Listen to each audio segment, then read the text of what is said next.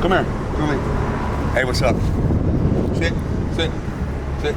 Good girl. How's it going? Yeah. Well, my name is Steven, and that's my dog, Julie. She's a Belgian Shepherd. She's a little over a year. We've been down here for about. Well, I've been here. Julie, sit. We've been down here for about going on a year, all her life, and then me, I've been down here for 3 years. It's kind of hard with the dog, believe it or not. A lot of people think you get the dog for protection, but the dog is not really only for protection. She's also to love me, man, because there's not too many people love each other down here, and I'm all about love and kindness and shit like that. But without the dog, I don't know. I think I would end up, my vocabulary would end up fucking going to shit.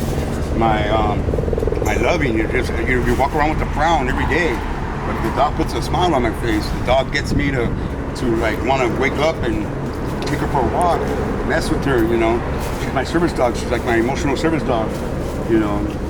So she's been the love of my life, man. She's a female.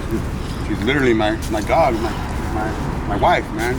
I was married for 23 years, and I end up down here at Skid Row. When my brother died of COVID, he told me that he slept with my wife. So I end up, getting depressed, getting the whole nine. There's 2 incidents that happened to me simultaneously that changed my life forever. I'm 45 years old. Never thought I would be down here. I was coming down 6th Street plenty of times where I would look at everybody and I would say, damn, how do we get from that to this, And you know what? God showed me that, this is what happens to people. And I wasn't strung out. I have a 17-year career with the city of Los Angeles, and I'm going down, like I said, down that street here to it, and he answered me my question, and I end up down here, and I'm depressed, distraught. I turned to fucking cocaine. Next thing you know, here I am. I'm trying to get housing. It's hard to get housing with the dog. Everybody they want to put my dog in a room, but in a cage in a room. My dog's very well trained, so I don't want to be in a cage. She wouldn't want to be either. And then different stuff like that. We've been interviewed a lot. Your boy right here is interviewing us. Because it's just hard, and really need to go somewhere where my dog can be welcome, I can be welcome, and get back into society. I resigned with the chance to come back after 5 years.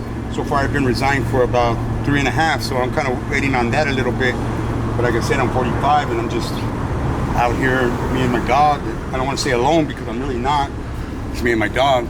My daughter visits me quite often. She's 18. My son often too. It's just tough, man. The role can suck you in, man, and it can take away everything. It can take away your spirit, especially. Take away your health, take away your money, take away your pride, your dignity.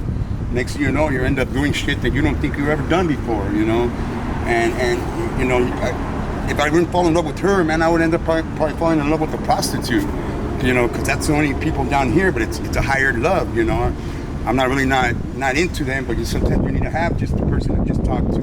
And thank God for my dog, shit, she's my love of my life now, And Julie, come here.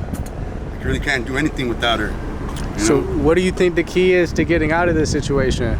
Well, number one is, believe it or not, stop doing drugs. That's the number one key. Everybody here, whether if it's alcohol, they just opened up a new Tap Tap. So you guys all know what a Tap Tap is. That's an underground casino. So we have gambling down here. People are addicted to that. People are addicted to sex, hookers. People are addicted to cocaine, rock. People are addicted to Betty, heroin. People are addicted to meth. People are addicted to Xanax. People are addicted to all kinds of drugs down here. If you told me that there was a person that was down here that wasn't addicted, I would say you're bullshitting. Because we all are some way or another addicted to some type of substance. So that's the number one thing. Just lay off the fucking addiction. Lay off of that. Number 2, you gotta be bugging them people that help. You gotta literally wake up one day, don't put your best on, but put your worst on, and go down to their office and really knock at their fucking window. You knock at their window, and then they'll help you. You gotta show them that you're down and out. It's really not a skin color thing no more. You know, before they used to help the negros, but now they help everybody that is bugging them, that is on their asses, that is complaining, that is acting out, that is mentally, spiritually good. Sit. Good girl. That is kind of like, you know, shows that mentalness. And then the third thing that helped the Lord, man. He's really the first thing, really, I gotta say. But the Lord has a lot to do with it too. Believe it or not, there is this thing that says, servant of the Lord, no weapon or tongue shall prosper against them. Man, without the dog, they have made many attempts to spoil my fun, you know, take away my smile. And, you know, but I'm a servant of the Lord, man, and first and foremost. And, you know, if it wasn't for the Lord, I don't think I would even be alive, man. He brought me out of depression. He brought me from killing my wife. He brought me from killing the food that my wife cheated on me again after my brother.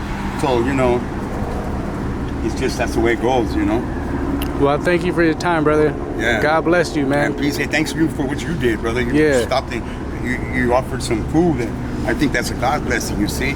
Like, believe it or not, I was down to the last cup. I didn't know what to do. And I got my girlfriend's dog. And so, you know, Julie, come on.